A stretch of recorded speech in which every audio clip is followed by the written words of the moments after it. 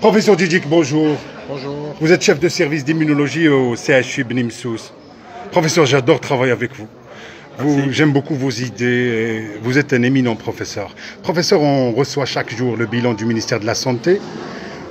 Aujourd'hui, on nous donne 1505 contaminations. Professeur, ça ne reflète pas la réalité. Puisque sur le terrain, toutes les structures sont saturées. Beaucoup de décès. Et on nous donne 24 décès, professeur. Quelle lecture faites-vous de ces chiffres? En fait, depuis le début de la pandémie, les chiffres officiels sont ce qu'ils sont. Ils reflètent un peu la PCR qui était à l'époque pas faite partout. Mais actuellement, je pense que la PCR est disponible dans tous les laboratoires privés, dans beaucoup de laboratoires des hôpitaux. Il y a le test antigénique aussi qui est un excellent test diagnostic.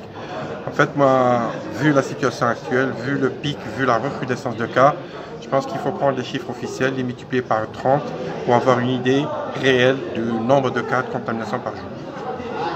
Carrément, multiplié par 30. Probablement, nous sommes dans les 25-30 000 cas jour.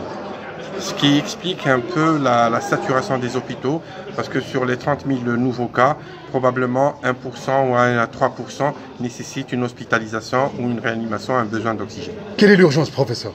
Actuellement, je pense pour stopper le pic qui est vraiment très aigu, je pense qu'il faudrait arrêter complètement toutes les activités, tous les regroupements, faire un confinement strict pour pouvoir stabiliser ce pic ou cette vague, pour pouvoir désengorger les hôpitaux et pouvoir laisser les praticiens, les hôpitaux travailler sereinement.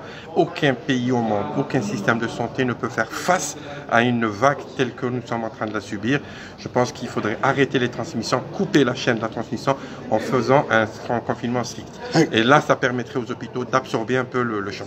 Confinement strict et augmenter la cadence de la vaccination, professeur. Alors, pour la vaccination, je pense que les citoyens qui ruent maintenant vers la vaccination pour se protéger, il faut dire la chose suivante. Quand on se vaccine aujourd'hui, on ne se protège pas contre cette vague, c'est trop tard.